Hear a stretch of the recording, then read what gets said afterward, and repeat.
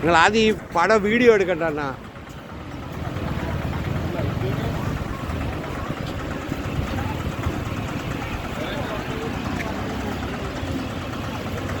നമ്മൾ ഓട്ടോയിൽ പോകണം, നടന്നു പോകാമല്ലോ.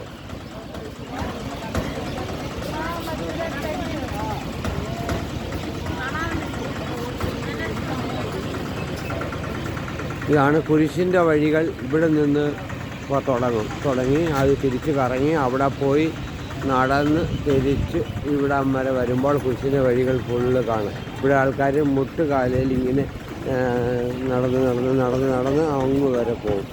അതൊരു നേർച്ചയാണ്. ഇതിനാണ് ഈ മണ്ണിൽ നിന്ന് ഇട്ടേക്കുന്നത് കുരിശിൻ്റെ വഴികൾ എന്ന് പറയുന്നത്.